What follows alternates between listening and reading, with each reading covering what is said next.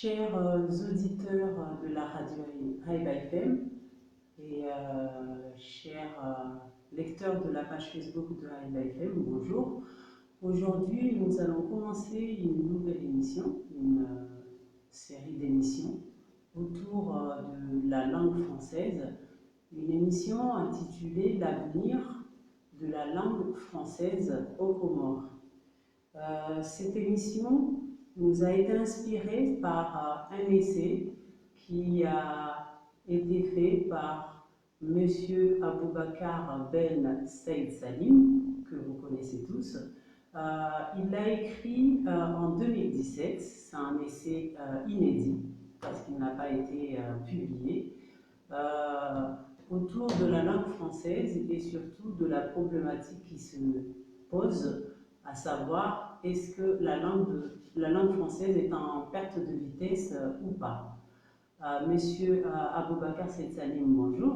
Bonjour. Alors merci d'avoir accepté notre invitation de venir nous parler de la langue française, une langue qui est la nôtre puisqu'on l'a héritée de la colonisation. C'est la langue administrative des Comores, c'est une langue que nous utilisons tous les jours, bien ou mal, et que depuis quelques années, on parle beaucoup de la perte d'influence de cette langue au niveau mondial. Juste un petit rappel, au mois de mars dernier, on a célébré la langue française dans le monde francophone, même si cette année, les festivités qui sont faites autour de cette célébration, comme tout ce qui est fait dans les écoles ou dans les alliances françaises de partout dans le monde ou ailleurs, n'ont pas pu avoir lieu à cause de la pandémie du coronavirus. Toutefois, la langue a été célébrée et comme d'habitude, des réflexions, des analyses sur cette langue, sur le devenir de cette langue ont été proposées de par le monde. Nous, on a voulu à Haïba partir sur ce travail que vous avez fait, un travail personnel, comme je l'ai dit, est encore inédit puisque n'a pas été publié depuis 2017. Vous avez réfléchi sur cette question-là au niveau des Comores. Comme je l'ai annoncé, c'est une série d'émissions que nous allons faire puisque la question est large et les racines profondes. On ne pourra pas en parler en une émission, donc on va faire une série d'émissions autour de la question. Et aujourd'hui, nous allons commencer par ce qui pourrait être les causes, en tout cas de la situation. Mais avant cela, moi j'ai une première question. Ma première question, ce serait est-ce que vous pouvez nous dresser un tableau, si tant est qu'on puisse le faire, de la situation de la langue française dans le monde? Oui, merci à IBFM de m'avoir invité dans votre studio pour parler de cette question importante et controversée.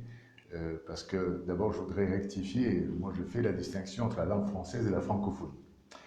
Effectivement, on a célébré la francophonie en mars dernier, et pour moi la francophonie, c'est effectivement cette tendance à vouloir intégrer les langues locales et les variants, disons, du français en Afrique essentiellement, puisque en Afrique, nous avons 60% des locuteurs du français, n'est-ce pas? Donc, pour moi, la francophonie est différente de la langue française. Quand je parle de la langue française, c'est la langue française officielle qui est utilisée dans l'administration, qui est utilisée dans la diplomatie et qui est conforme quand même aux règles de base et au vocabulaire de base de la langue française traditionnelle. Je vois mal, par exemple, un diplomate parler de gomme pour dire, ou de Samara pour dire, n'est-ce pas? De cortège pour parler d'embouteillage. Voilà. Donc, voilà, c'est la petite nuance que je voulais faire. Maintenant, sur le plan mondial, il y a un paradoxe, puisque la langue française, avec à peu près 300 millions de locuteurs, arrive seulement en 6e position. Après, donc derrière le chinois, le mandarin, l'anglais, l'hindi, et puis ensuite l'espagnol et l'arabe. Donc, sur le plan mondial, la langue française est en 6e position. Mais paradoxalement, elle est utilisée dans beaucoup d'institutions, n'est-ce pas, internationales, comme langue officielle. Je ne vais pas citer toutes les institutions, mais elle domine quand même dans pas mal d'institutions, y compris l'Union africaine. Donc, sur le plan mondial, on constate quand même le recul de la langue française, disons, classique, hein, et la mise en avant des autres langues françaises, je peux les appeler ainsi, parce que quand vous allez au Canada, bon, vous ne comprendrez pas forcément certaines choses. Hein. Si vous venez des Comores, on va vous dire qu'il faut enlever votre char. Donc ça veut dire que vous avez mal garé votre voiture, hein, mais ce n'est pas un char d'assaut. Voilà, donc il y a des nuances qui peut-être, comme on dit, font la richesse de la langue française. Mais malheureusement, la politique de la France, qui est, qu'on le veuille ou non, le centre de cette langue, puisque c'est de là où elle vient, hein, et après elle s'est semée par la colonisation du Canada, de l'Afrique et ailleurs. Hein. Donc cette langue, à cause d'une certaine politique que la France a menée, donc depuis l'esclavage jusqu'à la colonisation, jusqu'à maintenant, donc une forme de domination intellectuelle et même économique, hein, de la langue française, on en parlera d'ailleurs dans la phase des causes économiques, eh bien, elle perd de sa valeur ou de son image vis-à-vis donc des locuteurs qui ne sont pas de la France. D'ailleurs, même en France, il faut constater que la plupart des jeunes ne parlent pas le même français que Macron. Oui, qui d'ailleurs, voilà, il y a un langage. Hein, absolument, qui d'ailleurs, Macron lui-même parle anglais. Donc, et pas mal de gens, de hauts cadres français dans les instances internationales préfèrent parler l'anglais parce que c'est celle qui domine un peu dans pas mal de domaines, par la diplomatie qui est réservée plus ou moins à la langue française. Voilà en gros la situation. Au niveau international. Très bien. Maintenant, est-ce que vous pouvez nous dresser un tableau rapide, aussi rapide, puisque l'essentiel de l'émission, c'est plutôt votre réflexion. Donc ça va être à la 3e question, sur la situation du français, donc de la langue française, ici aux Comores en 2021. Où est-ce qu'on en est au niveau de son apprentissage, de son usage, etc. Très bien. Sur le plan de notre pays, on constate que la langue française est en déclin. D'abord, même sur le plan officiel des manifestations, des décrets, etc., nous constatons beaucoup de fautes qui se font, alors que c'est une langue quand même qui est enseignée depuis la maternelle jusqu'à l'université. Nous avons également une espèce de concurrence entre plusieurs langues due à la formation de beaucoup de cadres ailleurs que dans les pays francophones ou en France, depuis une certaine politique de barrière que la France a mis en place contre les étudiants, etc., et qui se renforce maintenant par le prix des études en France, n'est-ce pas? Donc, ça fait que les cadres francophones, qui maintenant sont plus ou moins à la retraite, eh bien, ne sont plus dans l'administration.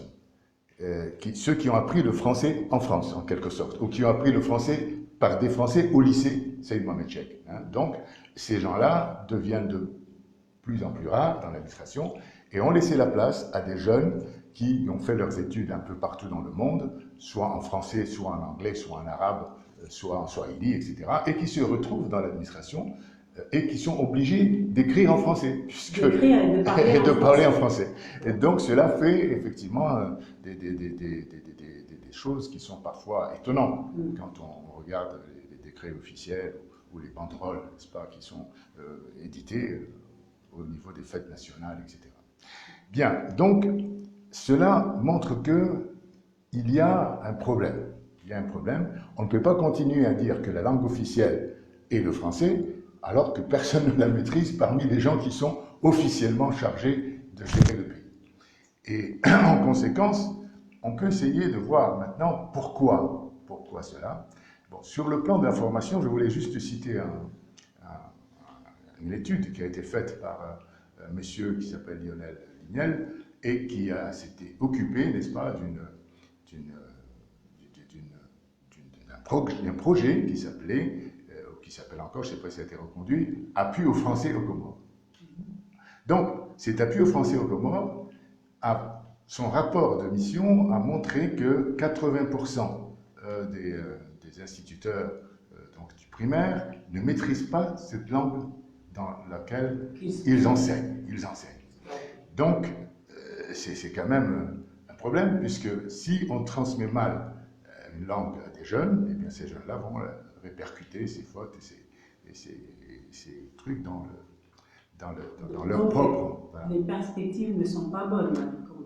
Non, les perspectives ne sont pas bonnes. D'abord, je voudrais quand même venir sur le problème. Pourquoi cela? Donc, il y a cette façon d'enseigner, mais il y a aussi, n'est-ce pas, la politique, comme je disais tout à l'heure. Alors, qu'est-ce qui s'est passé? Pourquoi on n'aime plus la langue française? Ça ne veut pas dire qu'on ne la parle pas, mais on ne l'aime plus. Pourquoi? Parce que dès l'indépendance de notre pays, il y a eu un problème avec la France. Cette indépendance unilatérale, qui a été suivie par un coup d'État par le président Ali Soali, et ce coup d'État a permis, et l'indépendance et le coup d'État ont permis l'éloignement, n'est-ce pas, de Mayotte. Donc, nous avons une indépendance unilatérale et presque inachevée. Alors, pourquoi c'est cela? Parce que il faut voir que la politique d'Ali Soali, pendant la révolution soaliste pendant les 3 ans, a été une politique qui, peut-être pas, n'était pas contre la langue française, mais en tout cas a mis en valeur la langue comorienne par un apport, n'est-ce pas, très important, du vocabulaire, et il y a eu toute une recherche autour de la langue, et qui fait surtout, le fait le plus important, c'est que la langue comorienne était la langue d'administration. Donc on écrivait en comorien des arrêtés et tout ça, et donc les gens étaient obligés de parler comorien et de le lire et de l'apprendre pour pouvoir savoir comment le pays évolue. Donc cela a mis dans un fricot en quelque sorte la langue française, et comble de cet éloignement de la langue française, donc des Comoriens, Ali Soali disait que les diplômes, donc ceux qui étaient du moins avaient le diplôme en France, etc., étaient comparables à des DIF. DIF, c'est quoi? C'est comment dire, l'élément du cocotier la moins utile, parce qu'elle sert seulement à mettre le feu, à allumer le feu. Et d'ailleurs, on s'en est servi plus ou moins pour allumer le feu des archives, hein, puisque donc à ce niveau-là, il n'y a plus d'archives, il n'y avait plus d'archives à ce moment-là, donc tout ce qui était avant la France était brûlé. Donc, le français, plus ou moins ennemi des Comores, paie sa langue aussi. Hein. Alors, cela a continué avec le séparatisme mahorais, qui fait que les gens qui étaient restés à Mayotte, je ne vais pas revenir sur les micmacs qui ont été faits pour que Mayotte soit française, mais il faut savoir qu'il y a eu un lobbying très important de la droite française et des militaires pour garder Mayotte comme base militaire dans l'océan Indien pour surveiller le canal de Mozambique. Mais tout ça, il y a des preuves, hein, qu'on peut avancer plus tard si c'est nécessaire. Mais je veux dire que la conséquence de ça, c'est que après, petit à petit, on a mis en place le visa Balladur. Et le visa Balladur, ça veut dire des milliers de morts. Et les milliers de morts sont des Comoriens, des autres îles, souvent. Et donc ces familles-là ne peuvent pas aimer la France, c'est pas possible. Comment tu peux tuer mes parents et puis tu demandes que je t'aime? Je ne peux pas t'aimer. Même si je fais semblant parce que tu es fort, si je dis que je t'aime pas, tu vas me battre, mais je vais quand même garder au fond de moi une certaine rancune, et raison de plus pour ne pas que j'adopte ta langue. Et la preuve de ça, c'est que même à Mayotte française, eh bien, les gens ne parlent pas français. Et les Français de souche, entre guillemets, donc venant de France et qui sont à Mayotte, et qui viennent aux Comores dans les autres îles, eh bien, ils s'étonnent que la langue française ne soit pas... Non seulement la langue française est parlée mieux ici qu'en Mayotte, mais en plus, les gens sont beaucoup plus accueillants vis-à-vis des étrangers, français, anglais, peu importe. Hein. Donc il n'y a pas... Alors qu'à Mayotte, d'après eux, hein, il est difficile d'avoir une conversation avec un Mahorais quelque part. D'accord? Donc, tout cela, cette politique, n'est-ce pas, de séparatisme, etc., et de visa baladur qui est à l'origine de pas mal de morts, eh bien, a fait que la langue française est mal vue ici. Il y a, pour ne pas exagérer, hein, vous voyez que même le chef suprême de l'État a bien parfois des problèmes pour exprimer sa pensée en langue française. Donc, c'est pour montrer qu'effectivement, la langue française est en déclin aux Comores. Alors, je voudrais ajouter autre chose aussi qui montre un peu sur le plan politique que même à Mayotte, la langue française n'est pas la bienvenue. Quand vous êtes dans un pays 80% musulmans, 99% musulmans, y compris Mayotte, eh bien, comment pouvez-vous avoir des lois qui interdisent la langue et comment pouvez-vous avoir des provocations telles que lancer des têtes de porc dans une mosquée? Comment voulez-vous que ces gens-là vous adoptent, hein? Donc, je ne parle pas seulement de ces provocations, mais il y a aussi cette histoire d'occupation du territoire. Quand vous avez des gens qui se bunkérisent, n'est-ce pas, dans des quartiers qu'on dit chics, parce qu'ils ne sont pas en sécurité, ce qui peut se comprendre, mais ça veut dire que, tout simplement, ils se désignent comme étant, n'est-ce pas, des cibles. Et pour les petits voyous, oui, des petits voyous qui sont justement, qui traînent dans la rue parce que les parents ont été expulsés et eux, ils ne savent pas quoi faire, donc ils deviennent plus ou moins des petits bandits. Et alors, après, on s'étonne qu'il y a de l'insécurité à Mayotte. Donc, c'est un peu ça, hein? C'est-à-dire cette insécurité est aussi la cause de ce rejet de la langue, puisque les jeunes qui vont faire ça, qui vont caillasser, etc., qui vont casser, c'est pas des jeunes qui parlent français, ils parlent le chicomore, le malgache, tout ce que vous voulez, mais ils vont résister. Et là, je fais la comparaison avec la colonisation quand elle était ici, nous-mêmes, sauf quand elle était obligée, puisqu'on était au lycée, de parler français, mais on ne parlait pas français par résistance. C'est-à-dire, une fois qu'on est sorti du lycée, on parlait comorien. Alors, cela continue maintenant, puisque dans les cérémonies officielles, vous entendez des gens qui disent en comorien, s'il vous plaît, parce qu'on est au Comores. Ben, moi, j'ai dit souvent, le français est une langue officielle. Si c'est une langue officielle, on veut parler aussi français. D'accord? Donc, il faudrait, et ça, on le démontrera par la suite, trouver des solutions aussi bien politiques qu'économiques, etc., pour que cette image de la France change. Change. Justement, je voulais qu'on revienne, puisque vous avez parlé des causes politiques, hein, de un petit peu ce qu'on peut appeler, je ne sais pas, vous me rectifierez si je me trompe, de ce qui serait comme un désamour de la langue française dû à des choix politiques qui ont été faits à un moment donné, notamment par le régime Ali Souali et cette volonté de remettre la langue comorienne dans l'administration, mais aussi de l'histoire, hein, de notre histoire, c'est-à-dire il y a eu d'abord la colonisation, c'est un fait, c'est quelque chose qui a marqué le peuple, et aussi cette histoire avec l'île sœur de Mayotte, son annexion lors de l'indépendance des Comores et l'instauration du visa baladur. Est-ce que au niveau des écrits et en tout cas des réflexions qui sont faites au niveau mondial, est-ce que cet élément-là de haine, de rancune suite à des méfaits qui ont été faits sur un peuple, est-ce qu'il y a des écrits, est-ce qu'on en parle? Oui, il y a des écrits, il y a même des grands penseurs français, n'est-ce pas, qui ont eu à parler de la haine de l'Occident. Il y a les Verschave, il y a des gens comme Glossaire également, et qui ont démontré dans leur livre, dans leur essai, que tant que la France continuera à se comporter, n'est-ce pas, en conquérant, et puis en quelqu'un de complètement à part, n'est-ce pas, d'une race, entre guillemets, supérieure et inégalée jusqu'à maintenant, eh bien, elle va s'attirer la haine des autres. Bon, je fais une petite diversion, plutôt, c'est pas une diversion, mais c'est une petite comparaison. Les Américains sont venus très récemment dans notre pays.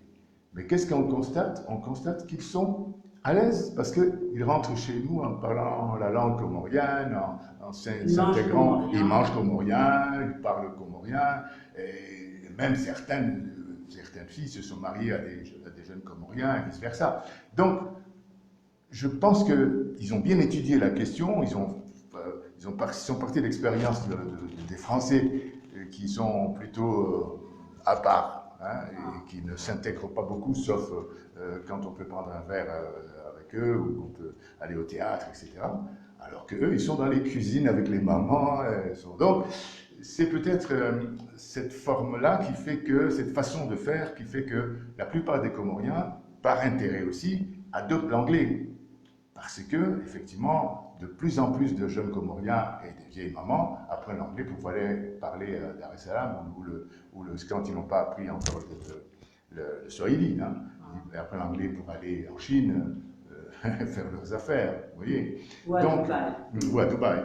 Donc, tout ça on en reparlera plus en profondeur, il y a des causes économiques aussi au déclin de la langue française. Tout à fait, c'est ce que j'allais dire. Comme je l'ai annoncé au début, c'est une série d'émissions que nous allons faire. Aujourd'hui, c'était la première. Donc, monsieur Aboubacar Bensaïd nous a parlé des causes politiques, des choix politiques qui ont été faits à un moment donné, qui ont impacté sur le sort, hein, quelque part, hein, du français ici aux Comores. On va arrêter là notre émission d'aujourd'hui. On se donne rendez-vous lundi prochain, même heure, pour deuxième émission. On parlera en profondeur des autres causes que nous n'avons pas évoquées ici aujourd'hui. Et je vous laisse le dernier mot pour conclure avec ceux qui nous suivent sur Facebook et ceux qui vont nous suivre à la radio.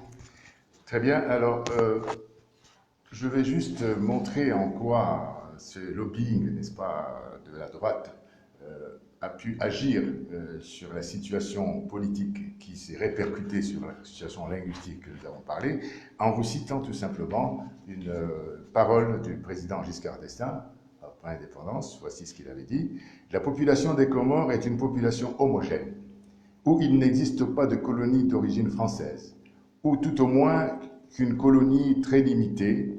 Serait-il raisonnable d'imaginer une partie de l'archipel devenant indépendante alors qu'une autre, quels que soient les sentiments de ses habitants, conserverait un statut différent? Je pense que nous devons accepter les réalités du monde actuel. Les Comores sont indivisibles, elles l'ont toujours été. Il est normal qu'elles aient une destinée commune, même si certains de leurs habitants souhaitent une autre solution. Nous n'avons pas, à l'occasion de l'indépendance d'un territoire, à proposer de briser l'unité de ce qui a toujours été l'archipel des Comores. » Donc, c'est pourquoi il a changé d'avis, parce qu'il y a eu trop de pression du lobbying pour que le président Giscard se taise finalement et accepte l'occupation de Mayotte. Et ça, c'était la revanche du RPR sur l'UDF, puisque Giscard a osé, en quelque sorte, affronter les Debré, les Chirac, pour faire un autre parti politique. Qui était l'UDF. Voilà, qui était l'UDF. Très bien, merci beaucoup, merci Monsieur Aboubacar Bensaïd. Rendez-vous donc la semaine prochaine, lundi à la même heure, pour un autre épisode donc, de l'avenir du français, de la langue.